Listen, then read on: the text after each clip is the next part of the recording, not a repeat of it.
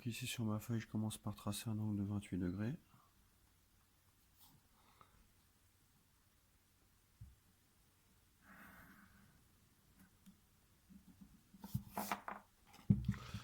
Et ensuite, je vais utiliser le compas pour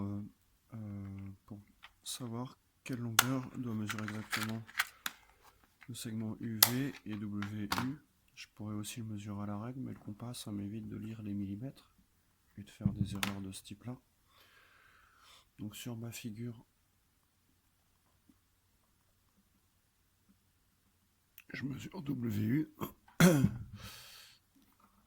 Ici, je fais un arc de cercle. Le point ici à droite, c'est le point W.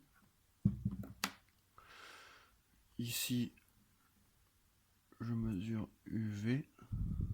Je reporte.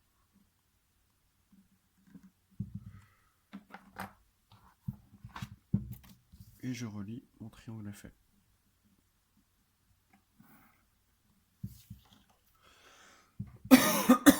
On passe au dernier exercice, exercice 3, qui va être un peu plus long. Mais c'est aussi l'exercice 3 qui sera typique du contrôle sur le triangle, sur les constructions de triangles.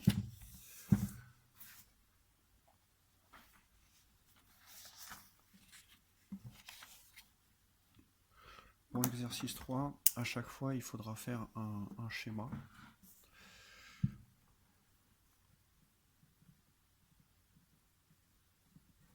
Par exemple, pour le triangle 1, on doit tracer un triangle ABC.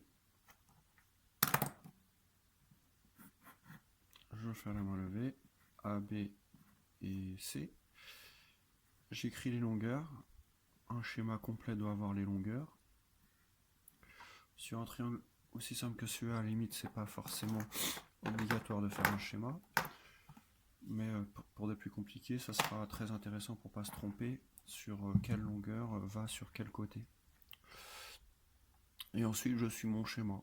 Donc forcément, la forme sera pas pareille que sur mon schéma. Je vais mettre placer BC en bas.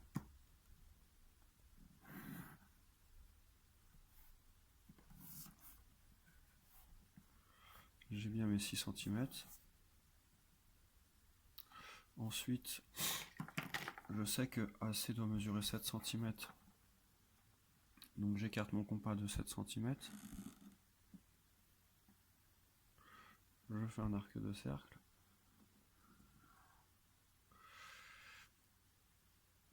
Et je sais que AB mesure 4 cm, donc je fais un arc de cercle de 4 cm de pointer sur B.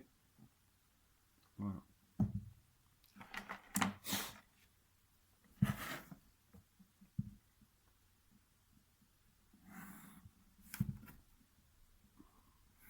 Je relie, c'est mon triangle ABC. Pour le triangle 2, c'est le même type de construction, donc c'est pas la peine de corriger deux fois la même chose. Ce qui va m'intéresser, c'est les triangles un peu différents. C'est-à-dire dès qu'on va parler de triangle isocèle, en fait on utilise une connaissance en plus. Donc je vais corriger plus le 5 que le 2, 3, 4 qui sont comme le 1. Qui d'ailleurs on a déjà fait en classe d'ailleurs. Donc on va parler du 5 maintenant. C'est un triangle isocèle en haut. Donc sur mon schéma, j'ai l'habitude de placer le sommet principal en haut. Et j'écris les longueurs. Vu qu'il est isocèle en haut, si OP mesure 4 cm, alors OQ mesure aussi 4 cm. Et une fois qu'on a le schéma, on voit que finalement ça revient à un triangle classique. Donc je trace PQ, 7 cm.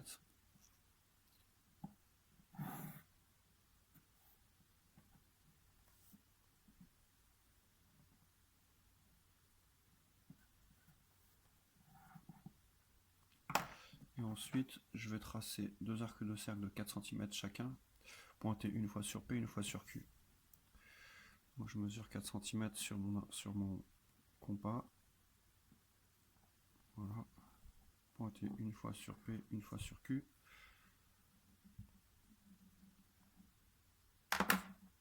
Puis je relie.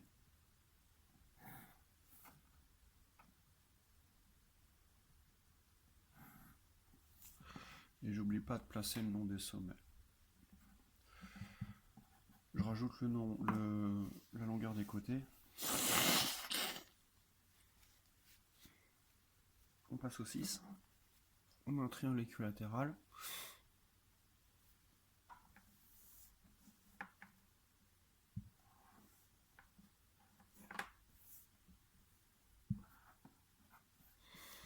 Alors un triangle équilatéral, il a 3 côtés égaux.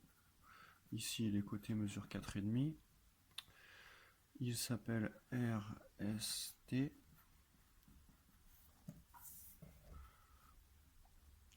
Et je trace 4,5.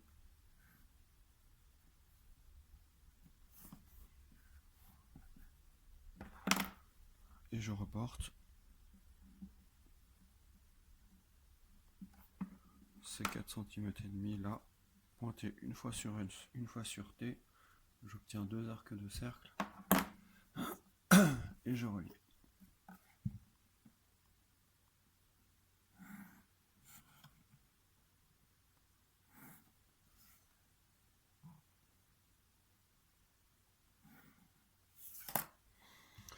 Voilà. On passe au triangle rectangle numéro 7. Il est rectangle en U, ça signifie que l'angle droit est sur U. Il s'appelle UVW et on lit UV qui mesure 4 cm et UW qui mesure 3 cm. Donc ici, dans ce triangle-là, il n'y aura pas forcément besoin de compas puisqu'on a l'angle droit et les deux côtés de l'angle droit. Donc il suffit de prendre l'équerre et puis en fait on a affaire à la moitié d'un rectangle. Alors 3 cm, on a UW, l'angle droit, là, je mesure 4 cm, j'arrête là, ici c'est l'emplacement du point V, et je relie V à W. Voilà.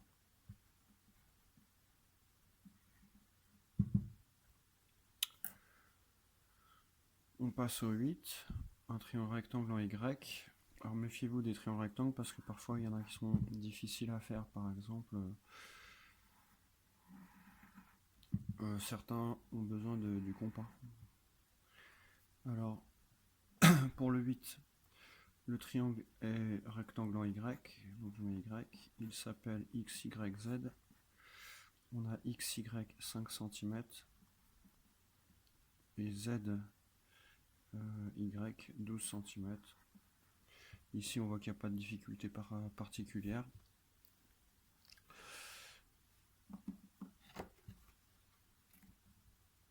Je manquais de place, donc je prends une autre feuille pour le 8.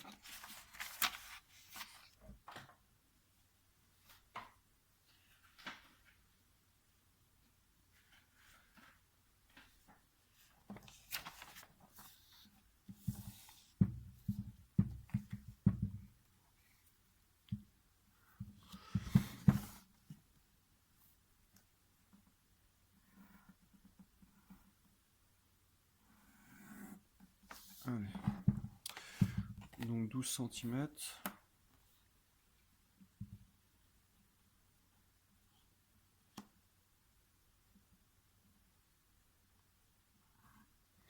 Ici, j'ai pas pris de règle qui est graduée jusqu'à plus de 12 cm, donc je fais sur cette règle particulière, je vais à 10 à droite et 10 à gauche de 0.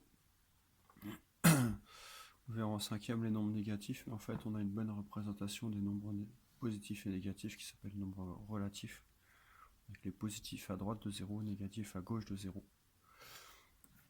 Une petite introduction pour la cinquième. Ici 5 cm, c'est bon.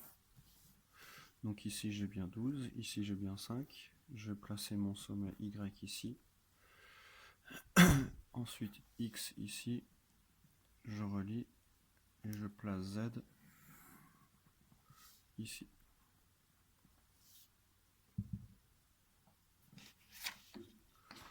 On va passer au 9.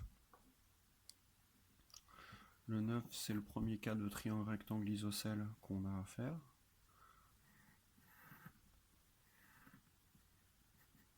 Il est isocèle en A. Donc au final, ça revient comme le 7 et le 8. On trace deux côtés de 5 cm avec un angle droit au point A.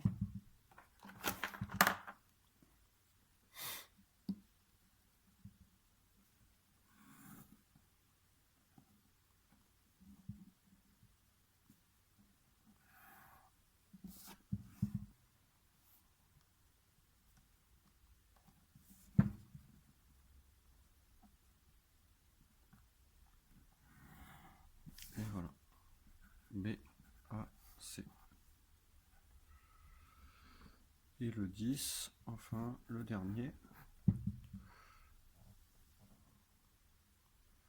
Un triangle DEF rectangle en D. Tel que DE mesure 4 et EF mesure 7. Ça y est, on l'a. C'est le cas le plus difficile des triangles à tracer. Vous allez voir pourquoi. Donc, si je pars comme d'habitude avec le 10, hop, je trace mon côté ED de 4 cm. Ici, j'ai E, j'ai D. Je sais que j'ai l'angle droit ici. Par contre, je ne sais pas quelle est la longueur de segment DF. Du coup, je suis obligé de me rattacher à la dernière donnée de l'énoncé qui est EF mesure 7 cm. Et je vais devoir chercher où se trouve F. Vous regardez que pour trouver où se trouve F, mon équerre forme une espèce d'arc de cercle. Donc en fait, plutôt que d'utiliser l'équerre ou la règle, je vais prendre le compas. Vu que je sais que le point F se situe à 7 cm du point E, le meilleur outil pour trouver ça, c'est le compas. Le compas permet de trouver tous les points qui sont à une certaine distance d'un autre point. Le point F étant à 7 cm du point E, j'ai fait un arc de cercle centré en E, d'arc de cercle 7 cm. Le point d'intersection ici, c'est F. Je relie. Et c'est fini.